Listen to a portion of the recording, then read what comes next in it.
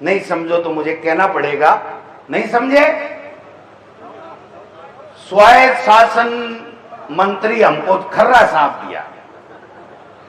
अरे साहब क्या साफा है, क्या देही है भगवान ने, इतनी अच्छी बनाई है। और काम पहली तो भाई जी साफ है टेढ़ो करता करता संभाग भेज दियो।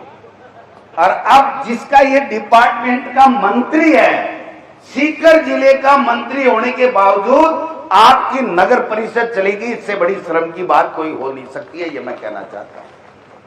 खरा जी ए दिन रोजीना कोनी रे, खरा जी ए दिन रोजीना कोनी रे। फीटो तो थारो है लेकिन वो राज जनता को है, राज जनता का है। ये बता दे कि आने वाले समय में न आप 100 साल मंत्री रहने हो, न आपकी सरकार रहनी है। आपको इस बात के लिए याद किया जाएगा कि सुरेश मोदी और गोविंद डोटासरा और कांग्रेस की सरकार ने नीम का थाना को जिला दिया और सीकर को संभाग दिया, नीम का थाना को नगर परिषद दी। और ये खर्रा जी एक ऐसे मंत्री आए जो खर्राटे लेकर के सोते रहे और सब कुछ अपने हाथ से पैरों तले से निकल गया। इसके लिए याद किए जाओगे। अब रोजाना बजान पड़ रहा है, सीकर में मास्टर प्लान बना रहा हूं, कांग्रेस ने गड़बड़ कर दी। अरे भाई चपड़ासी है, मंत्री है, ठीक कर दो। गड़बड़ करी उसको जेल के सलाखों में डालो, बेईमानी करी उसके ऊपर एफआईआर लॉन्च कराओ। अगर किसी ने घोटाला किया है तो आप कार्रवाई करो। लेकिन आप ये कह करके नहीं बच सकते कि कांग्रेस ने गड़बड़ से आपका है। सवाल आपसे पूछेगी। अगर मास्टर प्लान नहीं आया तो सवाल आपसे पूछेगी। अगर नीम का थाना की नगर परिषद वापिस नहीं आई तो सवाल आपसे पूछेंगे। नीम का थाना का जिला नहीं आया तो सवाल आपसे पूछेंगे। सीकर का संभाग नहीं आया तो सवाल आपसे पूछेंगे। अगर कोई गरीब का इलाज नहीं हो रहा है तो सवाल आपकी सरकार से पूछेंगे, आपसे पूछेंगे। अगर 1.25 लाख पद रिक्त हैं, स्कूलों में बच्चों की पढ़ाई नहीं हो रही है तो सवाल आपसे पूछे जाएंगे। अगर सड़कें टूटी हुई हैं तो सवाल आपसे पूछे जाएंगे। अगर कोई बेरोजगारों को नौकरी नहीं मिल रही है तो सवाल आपसे पूछे जाएंगे। कब तक कांग्रेस को गाली देते रहोगे? हैं? कब तक गाली देते रहोगे? 18 महीने हो गए।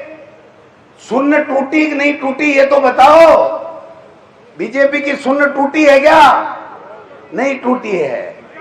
तो आप समझ सकते हो।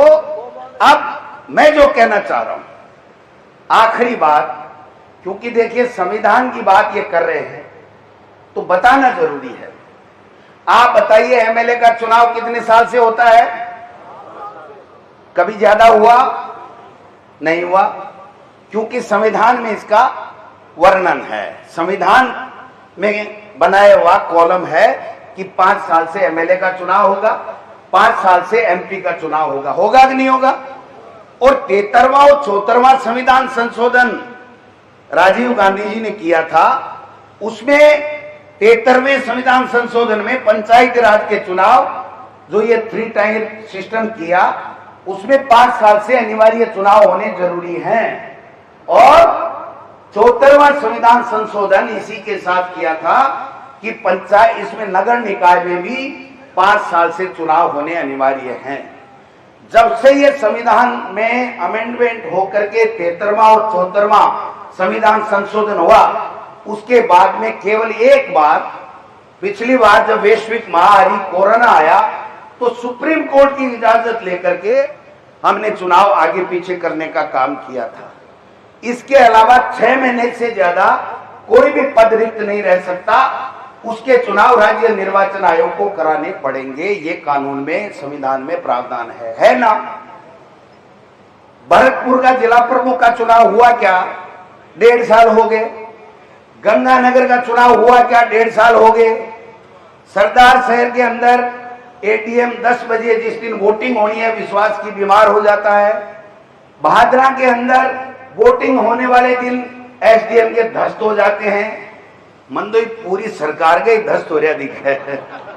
देखो कमरा में कैद है, शौचालय के सारे बेडरूम बना रखे है कि भाई सवाल ये है कि क्यों नहीं कर रहे हैं। और भरतपुर में तो हद ही हो गई। कि वहां पर उप जिला प्रमुख मौजूद होते हुए 15-18 महीने से जिला प्रमुख का जो चार्ज है वही कलेक्टर को दे रखा है, और सीओ और कलेक्टर ने मिलकर के स्टे ले रखा है कि हमारे मुख्यमंत्री जी की इज्जत धूल में मिल जाएगी अगर ये चुनाव करा दियो तो। समझेगा बात ना? तो ये सारी चीजें, अब मैं आता हूं जिसका आजकल बहुत ज्यादा बोलबाला है, संवैधानिक संस्थाओं का दुरुपयोग।